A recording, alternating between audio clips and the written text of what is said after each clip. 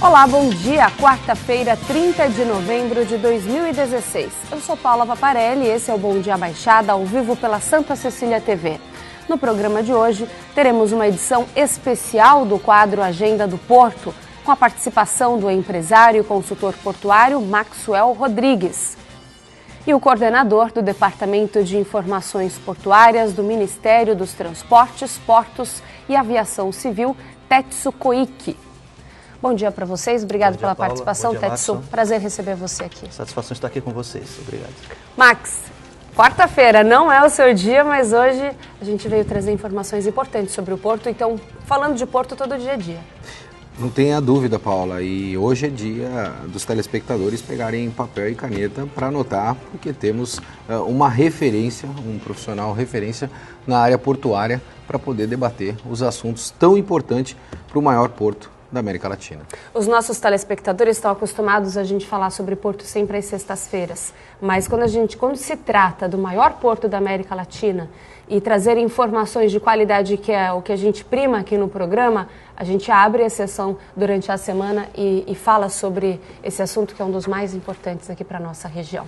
Vamos então às notícias do dia. Abrimos com política nacional. A Câmara dos Deputados concluiu na madrugada desta quarta-feira a votação do pacote que reúne medidas de combate à corrupção. A sessão durou mais de 7 horas e agora segue para o Senado Federal. Os deputados aprovaram diversas modificações ao texto original e incluíram temas polêmicos como a punição de juízes e membros do Ministério Público por abuso de autoridade. A criminalização do Caixa 2 foi aprovada sem qualquer tipo de anistia para eleições anteriores. Pelo texto aprovado, a prática passa a ser condenada com pena de 2 a 5 anos de prisão e multa. O Caixa 2 praticado em eleições passadas continua a ser enquadrado na atual legislação eleitoral. Em tese, quem receber dinheiro eleitoral ilegal pode responder por crimes como falsidade ideológica e lavagem de dinheiro. Vocês consideram a punição para que abuso de autoridade ela é justa? Concorda com essa punição, Max? Paulo, inicialmente eu acho que a gente precisa regrar melhor as pautas que são debatidas dentro do Congresso Nacional e evitar também essas aprovações que são feitas na calada da noite. Eu acho que a gente tem que ter um regramento onde o Congresso venha a funcionar até um horário pré-estabelecido para que não haja situações como essa, porque isso de alguma forma demonstra a falta de transparência ou dar a sensibilidade em relação ao momento que nós estamos vivenciando hoje. O momento é bastante crítico, é bastante sensível e se nós tivermos aí uma agenda bastante transparente pelo Congresso Nacional, eu acho que isso vem a transferir para a população um sentimento maior de confiabilidade em tudo aquilo que vem sendo feito. Em relação à questão da punição, eu acho que ainda é uma punição bastante branda. Se considerarmos aí a relação de 2 a 6 anos, réu primário, todos os benefícios que a legislação dá, ou seja, o peso eu acho que ele ainda não é equivalente, em virtude da punição ainda ser uma punição bastante fraca no meu entendimento. Você acha que isso aí vem travaria a Lava Jato, na sua opinião, ou não Eu acho que é um processo de negociação política, vem sendo estabelecido isso, de certa forma, aqueles que lá estão tentando fazer articulações em prol da defesa individual, caso haja o envolvimento, nós percebemos isso pelo grande número de políticos hoje envolvidos dentro desse processo, mas se nós tivermos aí o mesmo peso para a mesma medida, eu acho que é produtivo. Se houver a penalização em virtude dos excessos, e aí a gente precisa gerir esses excessos e controlar esses excessos, eu acho que é produtivo. Agora, se for se utilizar destas penalizações ou desses artifícios a fim da proteção contra esse processo da Lava Jato, eu acho que é totalmente improdutivo para o país, não é verdade? É. Como é que você avalia essa situação, Tetsu? Bom, Paula, Maxwell, eu vejo com preocupação, né, como eu habito em Brasília, acompanhamos diariamente essas discussões e como servidor público, nós temos total interesse no entendimento real da matéria, no sentido de que não podemos, de forma alguma, no meu entendimento, cercear o trabalho fundamental que tem sido realizado pelo Ministério Público Federal. Então, com esta emenda, a proposta, causa-nos preocupação também como cidadãos, porque, ora, afinal de contas, foi por meio do Ministério Público, do seu trabalho, que nós temos os resultados da Lava Jato que são inéditos no nosso país. Então, eu acredito que deverá haver uma melhor avaliação sobre esta questão. Creio que o Ministério Público, num exemplo fictício, apresentando uma denúncia à Justiça e ela não sendo acatada pelo juiz, isso provocará justamente a implicação ou talvez o enquadramento nesta hipótese de crime de responsabilidade. Ora, isso é justamente na contramão de tudo aquilo que nós cidadãos queremos para o nosso país. A execução da Justiça de uma maneira adequada, transparente e que não cerceie o trabalho do Ministério Público Federal. Então eu vejo com preocupação e realmente foi uma surpresa tendo em vista que foi em contrário ao voto do relator da matéria. Seria esta a minha colocação. A parte jurídica está preocupada, né? A parte em relação a essa aprovação aí dessa madrugada, muitos já estão se colocando e eu acho que hoje no decorrer do dia vai ser assunto bem polêmico, inclusive. Não tenha dúvida, e a preocupação que nós temos, ela é bastante pertinente, mas nós temos de nos atentar também para que nós não tenhamos a judicialização de todos os processos. O país estava convergindo para isso e discutindo matérias e judicializando matérias que muitas vezes eram matérias comerciais, matérias políticas e matérias que poderiam ser debatidas em outros fóruns, em outras esferas. Se a medida, eu sou sempre positivista nesse sentido. Se a medida vier a contribuir nesse sentido, eu acho que nós teremos bastante ganhos. Agora, se a intenção não for esta, é evidente que haverá prejuízos. E hoje, em prol, eu já disse isso em outras oportunidades, em virtude das mídias sociais que nós temos, da participação da população numa frente muito diferente da que nós tínhamos há anos atrás, é evidente que essas medidas que foram adotadas hoje, se elas forem encaminhadas pelo lado, entre aspas, do mal, evidentemente que a população vai se movimentar novamente. Os políticos precisam entender que hoje a população, ela mudou o perfil dela. A abordagem, ela é diferente e a reação é uma reação muito mais imediatista. É evidente, nós percebemos isso também, Paula, nas mídias sociais, de que a população hoje já está fazendo uma associação ou um paralelismo em relação ao que ocorreu com o acidente para com as aprovações. Ou seja, a população esqueceu, tirou o foco da atenção em virtude do acidente que ocorreu com o avião da Chapecoense para fazer as aprovações. Eu acho que isso foi necessariamente uma situação pontual. Eu não entendo de que foi feito de forma proposital. Ocorreu, estava naquele dia, estava na pauta, tinha de se votar e a coisa efetivamente aconteceu. Bom, esse é um assunto que vai ser discutido durante todo o dia, com certeza, em toda a mídia. Vamos seguir aqui com o programa. Moreira Franco, secretário do Programa de Parcerias de Investimentos, o PPI, anunciou que o governo lança hoje os editais para leilão dos aeroportos de Fortaleza, Salvador, Florianópolis e Porto Alegre. O leilão desses 4 terminais administrados pela estatal Infraero começou a ser planejado durante o governo de Dilma Rousseff. Eles foram incluídos recentemente no programa de concessões e privatizações anunciado pelo governo Temer. O leilão está previsto para ocorrer no primeiro trimestre de 2017. O Programa de Parcerias de Investimentos, o PPI, vai dar impulso às obras de infraestrutura necessárias para o país, Max? Eu creio que sim. E eu acho que é uma agenda extremamente positiva. Nós já debatemos isso em outros programas, mas precisamos nos atentar aos regramentos. Eu não posso trazer fundos garantidores para essas parcerias que não sejam fundos sólidos, que venham a dar o incentivo para a iniciativa privada fazer estes investimentos, e também não posso associar agências ou associações a esses planos de investimentos que, de certa forma, venham a engessar todo o processo que é necessário nessas concessões. Resumidamente, se o governo tiver uma mentalidade de desburocratização dos processos, incentivando a iniciativa privada a fazer os investimentos necessários, é evidente que nós teremos grande sucesso em todos esses processos. Concordo? Plenamente, estou de pleno acordo. Eu acho que é um grande avanço para a área de infraestrutura nacional.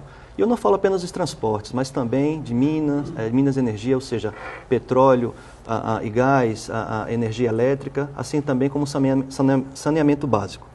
Enfim, o PPI ele vem justamente em um momento em que há uma mudança de paradigma no governo federal em relação ao investimento em infraestrutura. Até o ano passado e o início deste ano, a abordagem, o paradigma, era no sentido de maior investimento federal público com orçamento público para os investimentos em infraestrutura.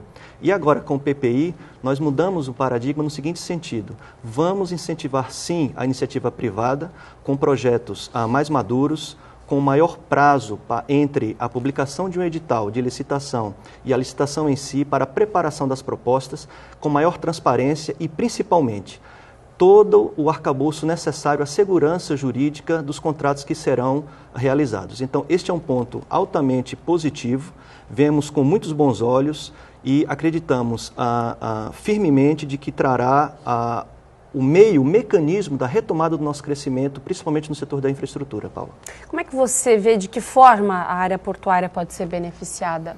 Diretamente falando, os novos arrendamentos portuários passarão também pelo crivo da nova lei da PPI. Só a título de informação, trata-se da Lei 13.334 de 2016, publicada agora no mês de setembro, que estabelece todas as competências da PPI e como funcionará, basicamente, a apresentação dessas novas propostas.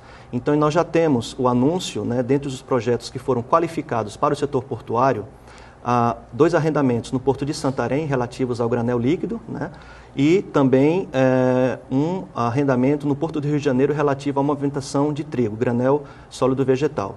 Então vemos com muito bons olhos no sentido de que o setor portuário necessita rapidamente novos investimentos para que possa fazer face ao crescimento muito importante de demanda de movimentação nos portos brasileiros. E falo essencialmente dos portos públicos. Em paralelo, há também todo um programa do Ministério dos Transportes, Portos e Aviação Civil, no sentido de incentivar também a iniciativa privada para que haja mais autorizações dos terminais de uso privado. Então, conjuminados com os investimentos no setor portuário, em termos de arrendamento nos portos organizados, acreditamos que isso poderá, sim, contribuir bastante para que nós aumentemos a capacidade de movimentação dos nossos portos. Importante isso, né, Marcos?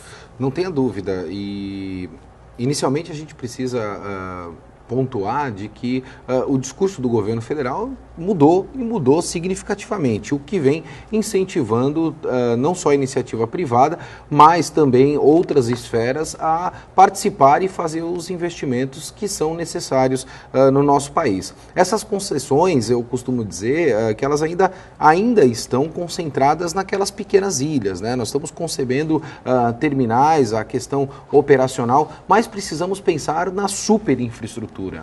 A superinfraestrutura hoje para os portos brasileiros é de suma importância. E quando eu falo de superinfraestrutura, nós não estamos só relacionando as questões de acesso portuário, mas também vinculando a rodovias, a questão energética, a questão de comunicação, entre outras necessidades que os portos brasileiros possuem. E o governo federal vem sinalizando de que as empresas e os investidores possam participar dentro de projetos relacionados a essas questões.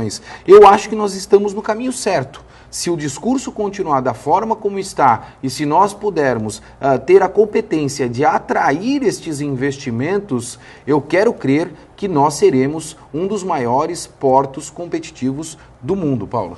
Essa crise econômica que a gente está passando no país e as previsões econômicas para o ano que vem podem inibir esse tipo de projeto aqui no Brasil todo? Paula, acredito que não.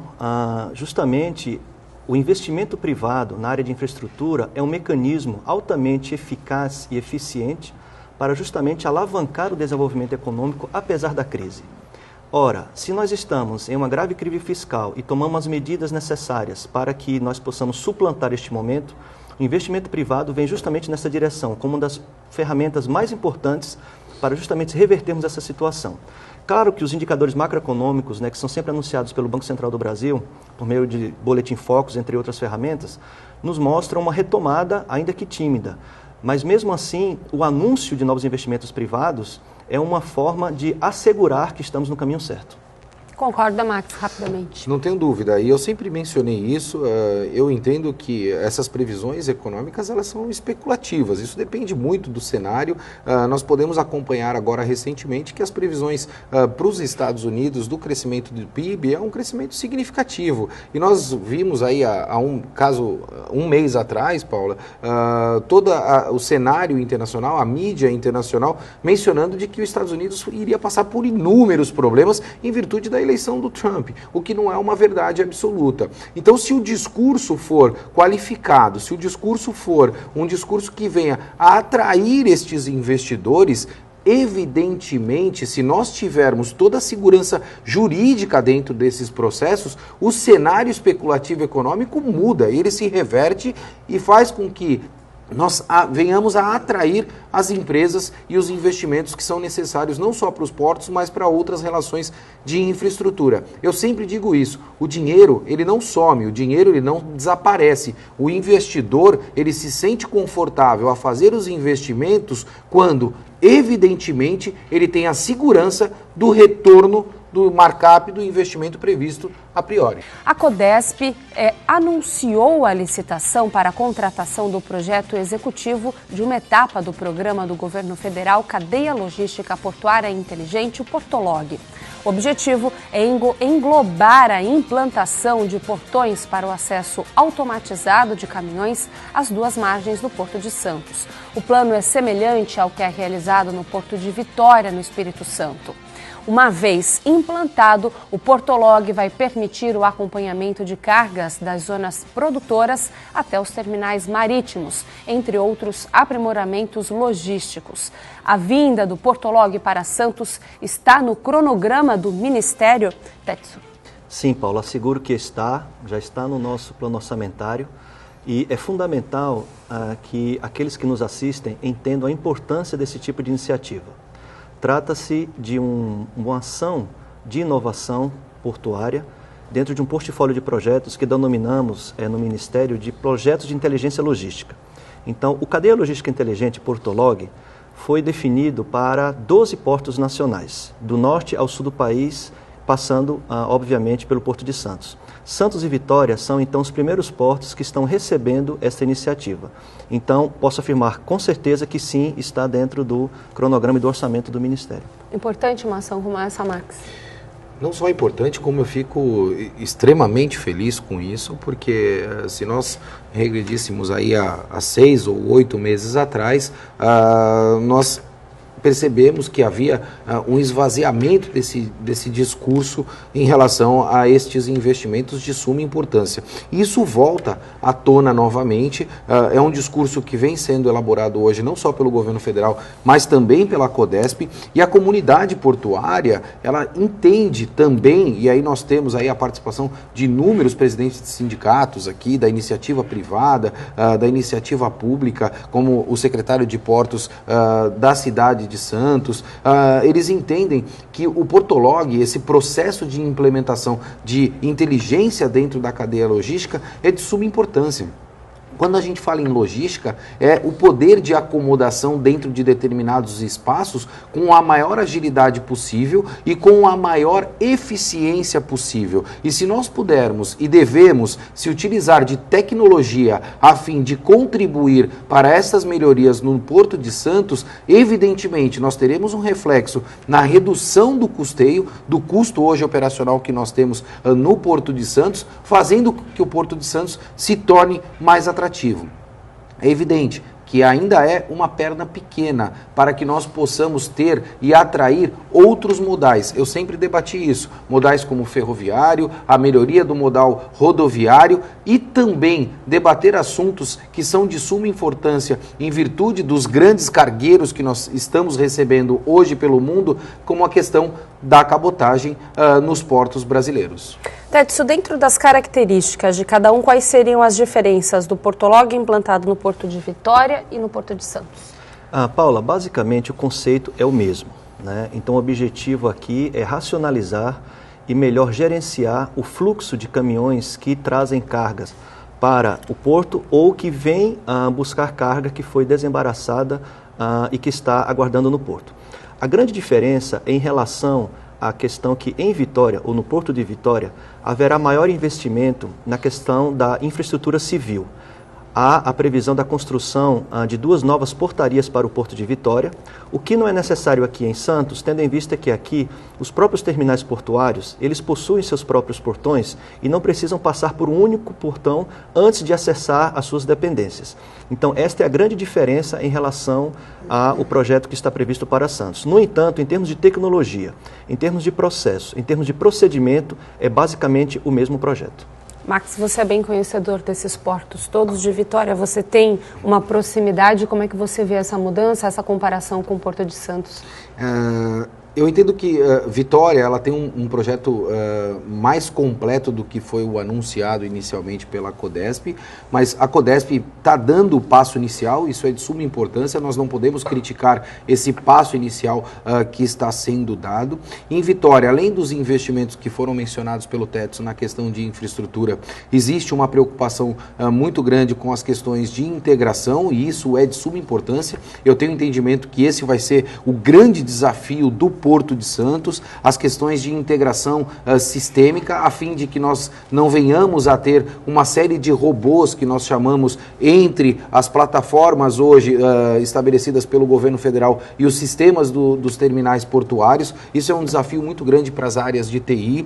Se nós tivermos aí dentro dessa condição um middleware que venha a ser bastante robusto e que possa ter uma flexibilidade de integração, a produtividade desse projeto vai ser uma produtividade bastante satisfatória. E além disso, comparando essas questões, o Porto de Vitória hoje vem fazendo um estudo de gestão de exceção, ou seja, tudo aquilo que está regrado e que cumpre todo um regramento, evidentemente tem a condição de acesso aos portos. Mas a grande pergunta que fica é o que fazer com aqueles caminhoneiros ou os trens que venham a ter acesso ao porto, não só de Vitória, ou como o Porto de Santos, não cumpram aquele determinado regramento. Como é que nós vamos gerir esta exceção? Isso é algo que, em momento oportuno, vai ser debatido aqui em Santos também e nós possamos fazer com que o porto tenha a admissão dessas cargas, evidentemente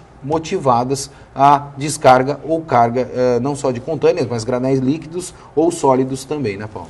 Concorda, Tetsu? Concordo plenamente.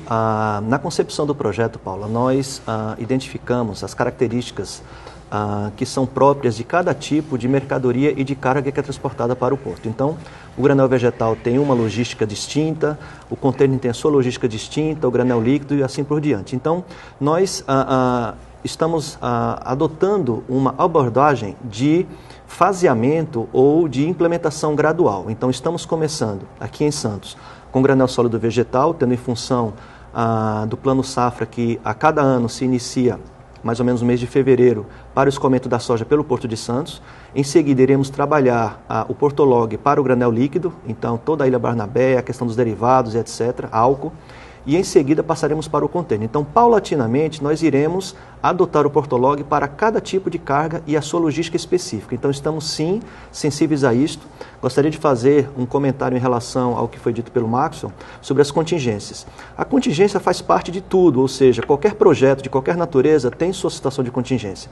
Então, nós já prevemos isso e sabemos que há uma grande complexidade em situações logísticas relativas à questão, por exemplo, do transporte do contêiner vazio. Então, nós estamos sensíveis a isso e temos discutido bastante a questão da automatização também para esse tipo de atividade. Então, assim, Primeiro, temos que fazer um passo que seja correto, adequado e muito bem implementado, para que isto crie a confiança necessária no avanço do restante do projeto. Então, é uma estratégia gradual que nós acreditamos que será eficaz nesse caso.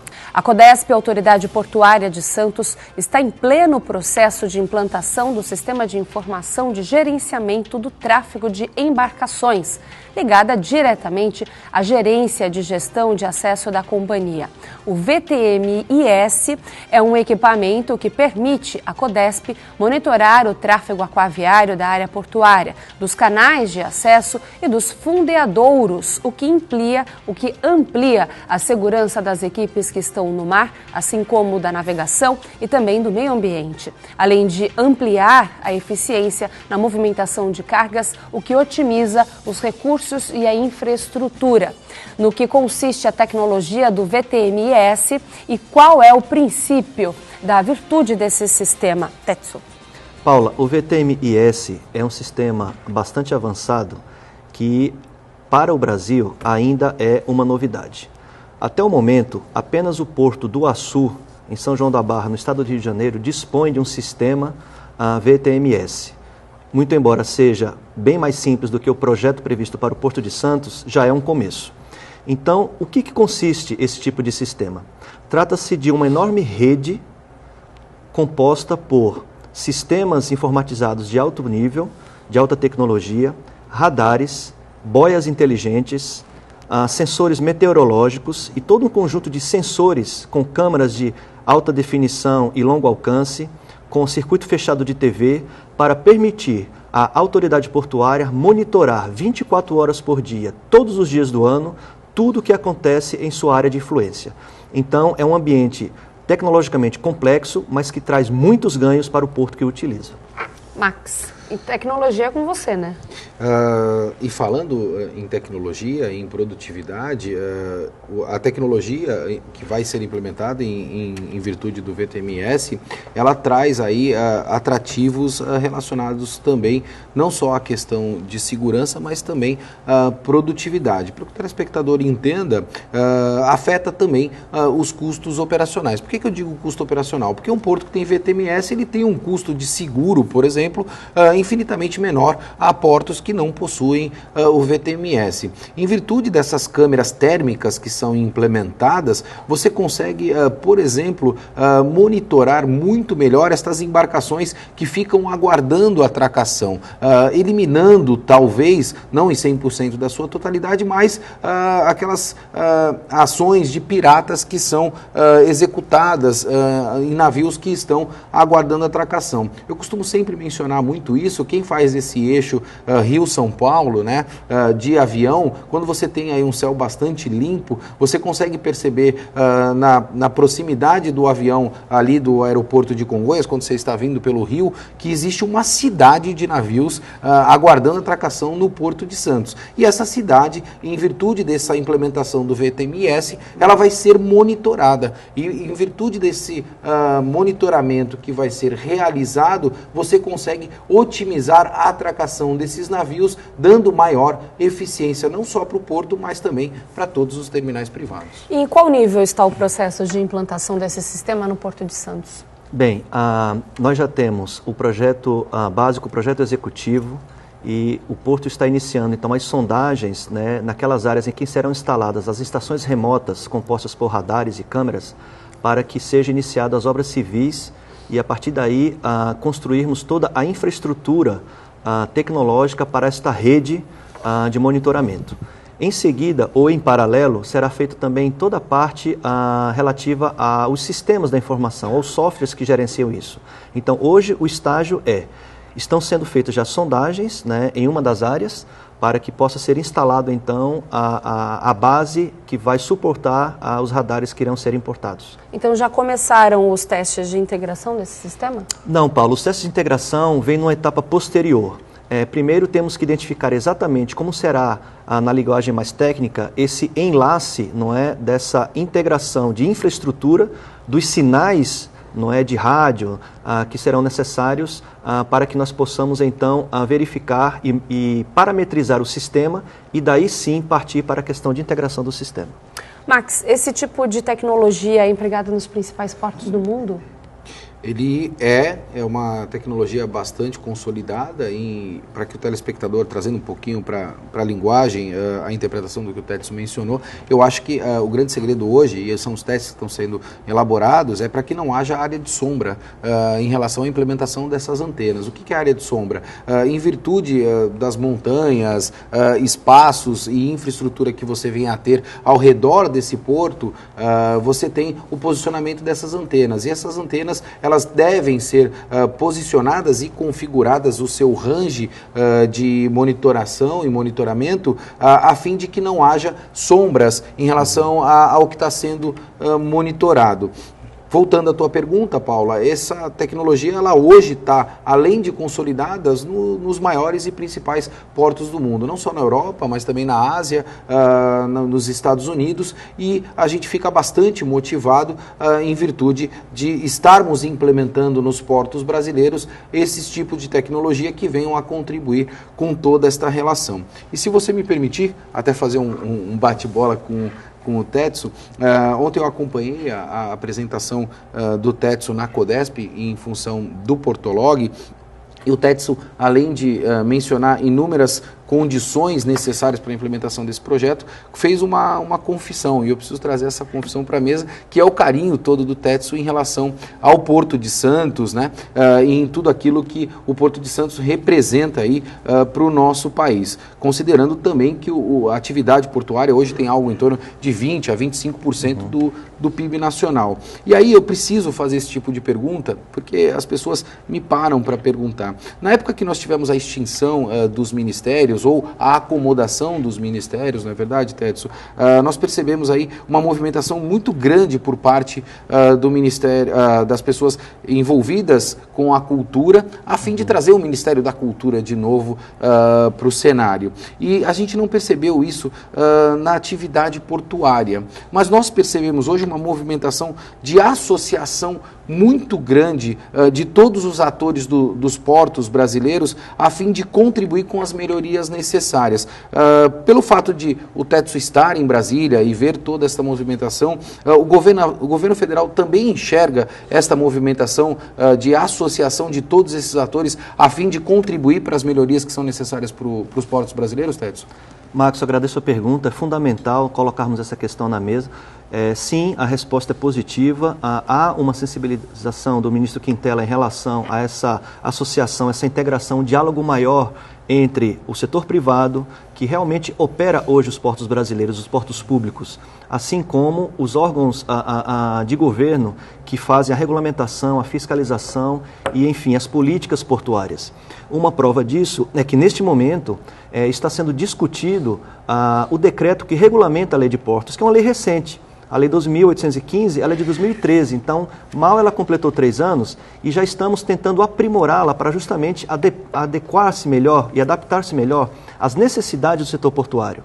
Embora seja um setor tradicional, hoje é inegável que há uma necessidade de inovação, uma necessidade de maior flexibilização de certas regras para que nós possamos investir a curto prazo e, com isto, fazer face à demanda que eu já havia comentado em bloco anterior. Ou seja, está crescendo a necessidade de ter mais porto e nós temos que acompanhar com melhores leis, regulamentos, associação das entidades, maior cooperação, inovação, para que nós possamos, então, dispor da capacidade, da capacitação das pessoas, dos profissionais, assim como de uma visão, de um paradigma mais moderno e mais avançado. Então, hoje nós temos um mantra, que é a modernização portuária. Ora, essa modernização não é apenas tecnológica, ela passa pelas pessoas. Estamos vivendo no Porto de Santos, por exemplo, uma mudança geracional. Então, o que fazer com o conhecimento acumulado ao longo de décadas de trabalho, tendo em vista as novas necessidades e os desafios mais modernos? Este é um ponto crucial que justifica justamente essa associação do qual você se referiu. E, Tetsu, até aproveitando, os maiores portos do mundo hoje, em virtude das movimentações e da eficiência operacional, eles perceberam que trazer o município para dentro da gestão portuária e também todos os atores, contribuiu de forma significativa, em virtude das particularidades que existem. Eu sempre menciono isso, que Vitória é diferente de Santos, Santos é diferente de Paranaguá, apesar da atividade portuária ser a mesma, mas a relação cidade-porto, ela muitas vezes é um pouco diferente, e você tem inúmeras particularidades. Você acredita que nós estamos no caminho para seguir as mesmas receitas dos portos internacionais, de trazer o município e todas essas entidades e atores portuários para um mesmo debate junto com o governo federal, Tedson? Sim, eu sou plenamente confiante nessa questão, sendo que o nosso modelo brasileiro, ele difere bastante dos modelos dos portos internacionais da Europa, dos Estados Unidos e da Ásia. Então, nós temos que criar a nossa própria solução. Nós temos que nos reinventarmos para atrair e para melhorar essa interação entre o porto e a cidade, entre os municípios, a sociedade que aí habita e a atividade portuária. Porque, afinal de contas, em um primeiro olhar, parecem coisas completamente distintas e separadas. De um lado, a população com a sua necessidade de mobilidade, a sua necessidade de melhor gestão do meio ambiente, e do outro, toda a atividade logística do porto envolvendo caminhão, trem, envolvendo navio, envolvendo impactos ambientais. E isso tudo são questões altamente atuais que menos os portos, né, avançados como Roterdã, o porto de Antuérpia, na Bélgica, os grandes portos da França, eles diariamente debatem com as municipalidades essas questões. Para quê? Para que as soluções sejam construídas coletivamente. Não pode haver imposição de parte ou outra. E esse é um ponto crucial que nós devemos sempre debater. Eu defendo bastante isso aqui na Baixada Santista. Os 9 municípios que compõem a Baixada, juntamente com a CODESP, a Autoridade Portuária do Porto de Santos, deve sim colocar esse assunto em suas pautas todos os dias. Maxson. Posso chamar um intervalo comercial? Sem dúvida, só para fazer o paralelismo. Hoje a gente está tendo uma aula sobre essa parte de tecnologia. Não deixar passar essa informação, porque ela é de suma importância. Eu comentei até na nosso último programa com o secretário de Portos que a gente precisa de 2 horas de programa, 1 hora é pouco. Quando a gente fala de capacitação profissional, Tedson, e nessa transição de geração, é uma condição que nós estamos vivenciando hoje. E se o município, de certa forma, ele se beneficia do porto também em relação às questões de arrecadação, eu tenho um entendimento bastante claro que é responsabilidade do município achar meios ou incentivar empresas para que venham a criar centros de capacidade profissional. Eu não tenho entendimento que isso é responsabilidade do governo federal. Esta é a minha ótica, esta é a minha visão, uma vez que o município se beneficia disso. E o município também pode se beneficiar não só da capacitação em virtude da geração de empregos, mas ele também pode se beneficiar desses polos educacionais em relação ao turismo, como é feito em outros portos. Você atrai o turismo também a fim de conhecer todas as condições que são eloquentes a um porto e à atividade portuária também. O incêndio da Ultracargo, ocorrido em abril de 2015, deve custar mais de 3 bilhões para a empresa. A ação não inclui os reparos e as regularizações realizadas após o acidente. A Ultracargo já afirmou o desejo de pagar apenas 36 milhões de reais, menos de 1% do valor estimado. O Ministério Público deve iniciar nos próximos 30 dias algumas tratativas para selar um acordo compensatório com a empresa antes de promover a ação. O acidente, segundo especialistas responsáveis pelo laudo anexo ao caso, aconteceu por negligência na operação do terminal. Conforme detectado, uma bomba explodiu após a queda de energia e a retomada provocou um grave incêndio. Como é que vocês avaliam esse caso, Tedson? De fato, foi o maior acidente no país, na América Latina, enfim, talvez, se não me falha a memória, o segundo do mundo maior acidente do mundo desse tipo. Inclusive, há empresas contratadas internacionais que ajudaram a debelar e a combater esse incêndio de grandes proporções. É a mesma empresa que combateu os incêndios, né, do Iraque, dos poços de petróleo na época da Guerra do Golfo. Então, é uma coisa de uma magnitude jamais vista no Brasil. Então, é muito sério essa questão. A atividade portuária, Paula, ela envolve, assim como atividades industriais em modo geral, riscos que são inerentes. Então, não é que seja uma coisa negativa, em absoluto. Simplesmente, você tem que gerenciar. Então, este é o ponto. E eu acredito que há necessidade de uma constante atualização de todos os planos de contingência, inclusive das normas que regem a atividade, inclusive de combate a incêndio, de proteção e de transporte de cargas perigosas, ou seja, uma série de fatores que juntos irão contribuir para diminuir não só a ocorrência do evento indesejável, né, que gera aquele risco, assim como suas consequências. Então, sim, é fundamental discutirmos essa questão. Max. Eu vou até um pouco mais além nesse ponto da questão dos incêndios e a penalidade da ultracargo. Para que haja mais transparência, a gente sempre menciona isso em relação a todos os processos. Hoje a gente percebe aí uma série de desvios de verbas, nós não sabemos aí para onde vão todas essas arrecadações, entre aspas, e nesse caso pontual da ultracargo, eu gostaria honestamente que o Ministério Público revertesse todo esse investimento ou fizesse com que a ultracargo pagasse por esse fato que ocorreu, beneficiando o porto, com investimento, seja ele em infraestrutura, seja ele nos acessos ao porto ou outras questões. Se o porto e a cidade foram prejudicados por isso, eu não tenho o entendimento que somente o pagamento desta multa e sem que nós venhamos a saber o destino deste dinheiro vá atender a outros interesses. Quando eu digo outros interesses, nós não sabemos o destino efetivamente. Eu acho que o Ministério Público deveria reverter isso em benefício não só das cidades que se envolveram neste incidente, mas também em benefício do próprio Porto de Santos, que carece pelas questões relacionadas aos investimentos. Paulo. Tedson, eu queria saber duas coisas que eu já vou colocar para você. A gente está chegando nos momentos finais do programa e já para as considerações. Quais as providências das autoridades portuárias foram tomadas depois desse acidente e se o Porto de Santos está preparado para futuros incêndios? É lógico que a gente não quer que isso aconteça, mas está preparado para possíveis problemas futuros aí? Paula, do que eu tenho acompanhado junto às equipes da CODESP, assim como da mídia especializada e também da mídia aqui de Santos, é que após o acidente houve toda uma rediscussão de tudo que envolve o tratamento de contingências relativos a incidentes na área portuária.